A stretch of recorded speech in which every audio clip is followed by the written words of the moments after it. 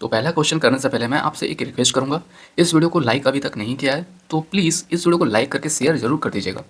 ठीक है दोस्तों, तो चलिए सबसे पहला क्वेश्चन मैं आपको पढ़ के बता देता हूँ।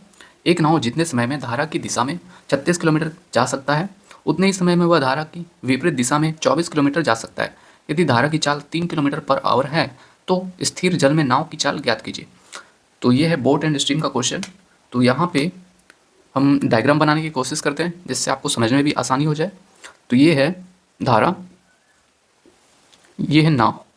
ओके, नाव इस तरीके से है और क्वेश्चन में बोला है जितना धारा की दिशा में 36 किलोमीटर, धारा की दिशा में मतलब डाउन स्ट्रीम की बात हो रही है। डाउन स्ट्रीम का डिस्टेंस यहाँ पे दिया है। डिस्टेंस कितना है? 36 किलोमीटर दिया हुआ है। उसके बाद आगे बोला है विपरीत दिशा मतलब अप स्ट्रीम में जो डिस्टेंस है वो दिया है 24 किलोमीटर। और धारा की चाल दिया है। धारा की चाल को हम यहाँ पे एक्स, तो नाव की चाल हम दर्शाते हैं, वाई धारा की चाल। देखिए एक्स और वाई, आप मतलब मैं एक्स और वाई को धारा की चाल वाई से दर्शाता हूँ और एक्स की जो चाल है एक्स है यहाँ पे नाव की चाल, क्योंकि मैं इसी तरीके से पढ़ा हूँ। आप देख सकते हो अपना, आप डी मतलब आप डाउन स्ट्रीम को आप क्या से दर्शाते हो, अप स्ट्रीम को क्या से दर्शाते हो, नाव की चाल क्या से दर्शाते हो, वाई की मतलब धारा की चाल क्या से दर्शाते हो, वो आप अपने हिसाब से देख लीजिएगा। ठीक है, बट यहाँ पे मैं एक्स मतलब यहाँ पे नाव की चाल हो गया, वाई धारा की चाल हो गया। तो क्वेश्चन में दिया है धारा की चाल 3 किलोमीटर पर आवर। उसके बाद बोला है स्थिर जल में नाव की चाल, हमें एक्स निकालना है। तो यहाँ पे डाउन स्ट्रीम और अप स्ट्रीम होता है, क्या होता है? डाउन स्ट्रीम हो जाए, यहाँ पे मैं ले लेता हूँ।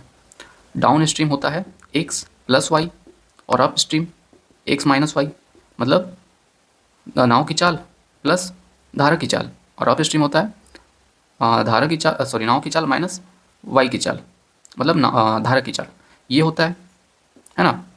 और हमें यहाँ पे दिया है डिस्टेंस दिया है, और यहाँ पे आप देख सकते हैं क्वेश्चन पढ़ के टाइम कांस्टेंट है ना।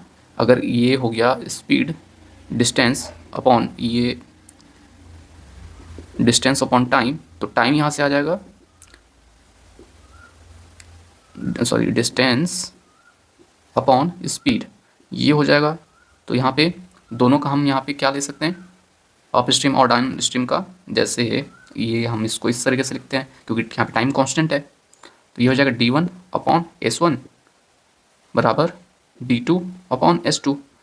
और यहाँ पे s1 s2 क्या है? ये डाउन स्ट्रीम और अप स्ट्रीम है। तो यहाँ पे s1 s2 को हम यहाँ पे हटा लेते हैं, यहाँ पे लिखेंगे, इस काम करते इसको हटा लेंगे। तो ये हो जाएगा, ये डाउन स्ट्रीम का डिस्टेंस है, तो यहाँ पे डाउन स्ट्रीम का स्पीड लिखेंगे। ओके, डिस्टेंस अपॉन स्पीड, तो ये डिस्टेंस ये स्पीड हो जाएगा यहाँ पे। तो ये हो जाएगा एक्स प्लस वाई, और यहाँ पे अप स्ट्रीम का स्पीड है ना कि अब यू, तो यू क्या है? X minus y. इस तरीके से हम लिखेंगे। और d1 d2 क्या है क्वेश्चन में आप देख सकते हैं, ये हो गया डाउन स्ट्रीम का distance 36 upon x plus y क्या है? वाई 3 है, बराबर d2 क्या है? ये d2 हो जाएगा अप स्ट्रीम का डिस्टेंस। ओके, ये हो जाएगा 24 अपॉन एक्स माइनस 3। तो यहाँ से हम एक्स का वैल्यू निकाल सकते हैं। एक्स हमें निकालना है, क्वेश्चन में आप देख सकते हैं स्थिर जल में नाव की चाल। ओके, स्थिर जल में नाव की चाल, स्थिर नाव, ऐसा हम लिख सकते हैं। तो यहाँ से हम वैल्यू निकाल सकते हैं 36 12 या 36 12 दूनी 24, तो ये 3x माइनस 9 बराबर 2x प्लस 6। तो ये हो जाएगा इधर, तो ये हो जाएगा x, 9 उधर चला जाएगा, माइनस है तो प्लस हो जाएगा, 9 प्लस 6 ये हो जाएगा 15। तो x आ चुका है 15। देखिए दोस्तों, x है यहाँ पे नाव की चाल, और नाव की चाल क्या है? Kilometre per hour. ओके, तो हमारा ऑप्शन हो जाएगा बी।